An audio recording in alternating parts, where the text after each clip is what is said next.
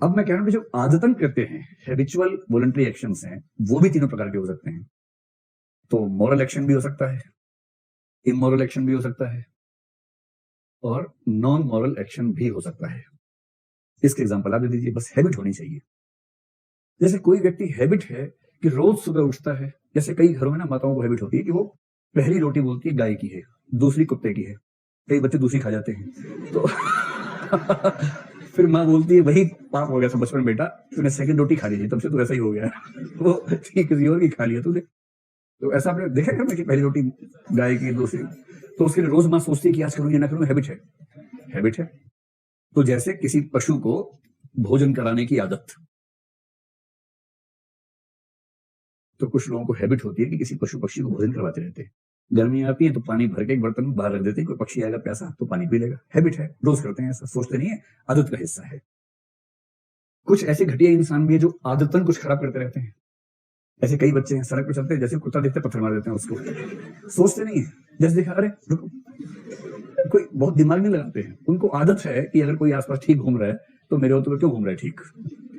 तो आदतन दूसरों को चोट पहुंचाना। अच्छा, आपके हॉस्टल में एक ऐसा व्यक्ति होगा कि आप पढ़ रहे हैं, वो चला दो मार दिया बिना बात के, कभी होता है ऐसा कि आप पढ़ रहे हैं, कुछ कर रहे हैं, अचानक धम से मारा पीछे, आप कह रहे क्या हुआ, कुछ नहीं, ऐसे ही निकले थे, सोचा मार देते थोड़ा सा कभी देखा आपने ऐसा कोई मामला ऐसे कुछ होते हैं किसी इंसान जो बिना किसी वजह के कोई मार दिया। अच्छा, एक और प्रकृति है, कुछ लोग, एक आध को मैं जानता हूं ऐसे व्यक्ति को, देखो झूठ आदमी बोलते हैं मुख्य रूप से दो वजहों से, या तो लालच हो या भय हो, कि सच बोल दूंगा तो नुकसान हो जाएगा, सच बोल दूंगा तो कुछ फायदा नहीं होगा।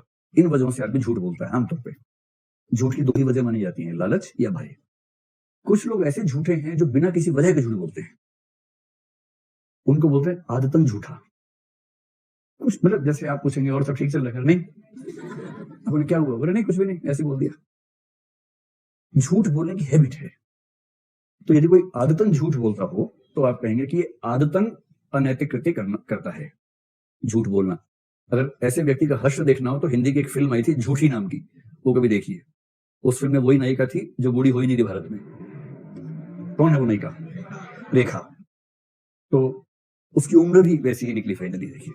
तो पूरी फिल्म इसी बात पे, उसको झूठ बोलने की ऐसी हैबिट है, हर बात में झूठ बोलती है, और अंत में वही भरोसा खो बैठी, तो उसको फिर बाद में रियलाइज हुआ कि ये गलत चीज है। आदतन होने वाले ऐसे कृत्य जो निर्नैतिक हैं, ठीक।